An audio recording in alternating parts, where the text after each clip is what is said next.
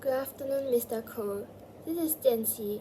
Together with me are Naza, Yihan, Mingyang, and Lucas.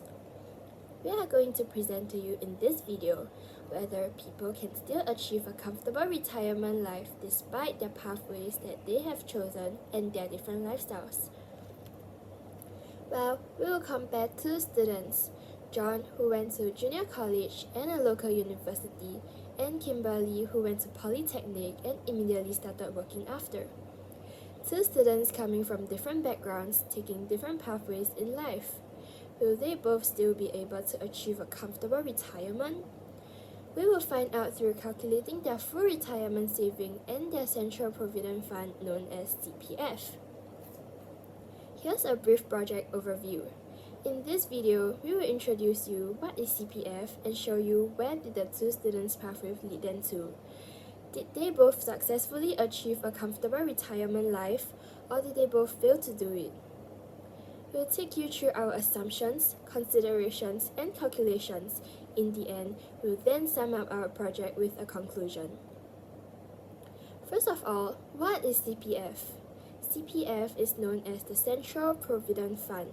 It is Singapore's national savings scheme that helps working Singaporean and permanent residents save for retirement, healthcare, and housing needs.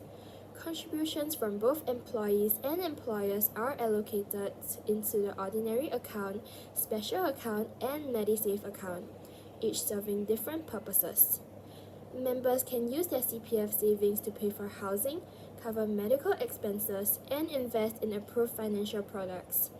At the age of 55, a portion of their CPF savings is set aside in the retirement account to meet the full retirement sum, which is FRS. The amount needed to receive lifelong monthly payouts from CPF Life. Starting from the payout eligibility age, the FRS is reviewed and adjusted regularly to account for inflation, ensuring that members can maintain a basic standard of life throughout the retirement. Here's how CPF is calculated. Next up, a comfortable retirement. What defines a comfortable retirement? We assume that a comfortable retirement requires basic necessities such as money. According to Google, an average Singaporean would require at least 600,000 to 1 million SGD to ensure a secure and comfortable retirement. Other than that, we assume that junior college students would do better than polytechnic students as of their income and their quality of life. Here's a rough introduction to the two characters. But are our assumptions true? Let's dive deeper into it now. John grew up in an ordinary household where finances was always tight. His family struggled to make ends meet, and from a young age, he understood the value of hard work and perseverance. Despite the challenges, he excelled academically and earned a place at the prestigious National Junior College. Just when life seems to be taking a positive turn, tragedy struck. John lost both his parents in a devastating car accident. Left without his parental support, he stepped into adulthood earlier than most, juggling his studies with a part-time job as a tutor, earning $2,560 per month. He learned to budget carefully while keeping his academic goals in sight. His determination paid off when he was accepted into the National University of Singapore, where he pursued a degree in ophthalmology. After years of dedication and sacrifice, he graduated as an eye specialist doctor, officially starting his career at the age of 28. 2 years later, at the age of 30, John got engaged to the love of his life, eventually building a happy family of 4. His hard work and perseverance afforded him the means to purchase a condominium and a car, clear symbols of how far he had come from his humble beginnings.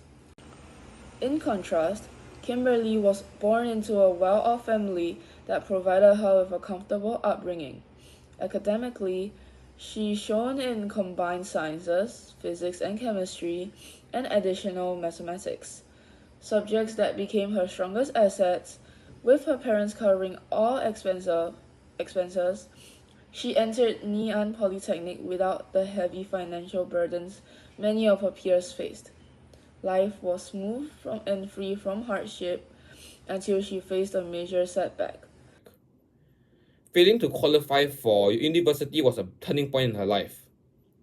Determined not to give up, she explored alternative career paths and at just 20 years old, successfully interviewed for a marine engineering course. However, things took another difficult turn when her family decided to stop supporting her financially. Forced to stand on her own, Kimberly took charge of her future, managing her finances wisely and working hard to achieve independence. At the age of 29, she got married, started a small family of 3, and bought a second-hand car, proving that resilience and determination could carry her through even the most unexpected life changes.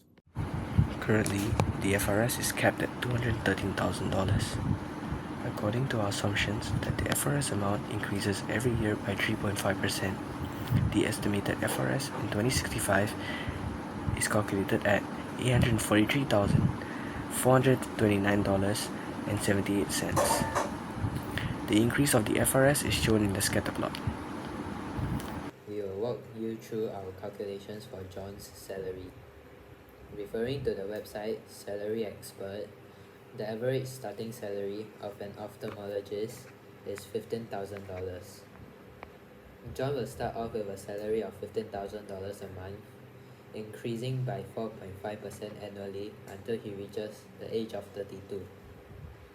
After 32, he will not have an increase in his salary until he's 50 years old. When he reaches 50, it increases to 7% only for that year, going back to 0% until he reaches 55. After tallying up his total monthly and annual salary, we have found out that John's total earnings from his salary is $7,335,752.88. To calculate his CPF, we use the ratio contribution and multiplied it by 100 to get its percentage. To find the OA and SA, we multiplied the percentage with the CPF amount. We used his salary and multiplied it by 37% to find his CPF contributions. From the value we obtained, we multiply it again by 12 to get his CPF contributions for the year, getting a total of $2,714,228.28. Next, we calculated Kimberly's earnings. From the website JobStreet, we found out that an assistant marine engineer will receive an average monthly salary ranging from $3,000 to $4,000 as a starting salary. Over the course of 5 years, Kimberly will start with a monthly salary of $3,477, increasing by 7% annually. From age 25 to 34, her annual increase will drop to 5%. By the age of 35, Kimberly's salary will drop again to 4% for another 10 years. After those 10 years, it will drop yet again to 3% until she turns 55. After we have added up her salary and yearly bonuses, we found out that Kimberly's total earnings is $3,813,705.86. To calculate her CPF, we used the ratio contribution and multiplied it by 100 to get its percentage. To find OA and SA, we multiplied the percentage with the CPF amount. Then we used the chart as a base for easier calculations. We used the salary and multiplied it by 37% to find her CPF contributions.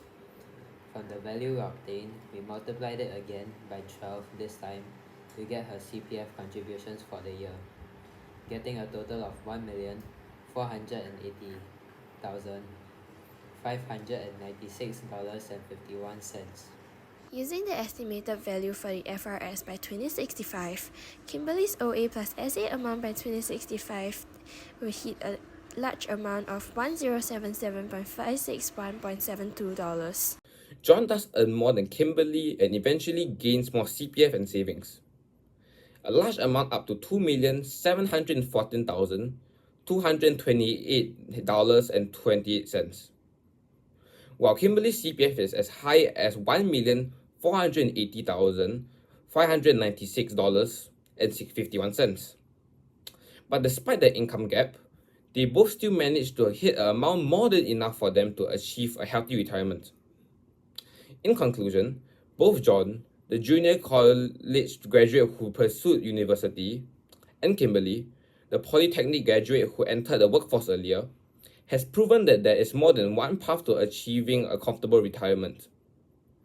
Despite their different educational backgrounds and life circumstances, both were able to work hard, make sound financial decisions, and maximize tools like CPF to secure their futures. Their stories highlight that success in retirement is not determined solely by academic qualifications, but by discipline, resilience, and smart planning throughout life. Thank you for watching.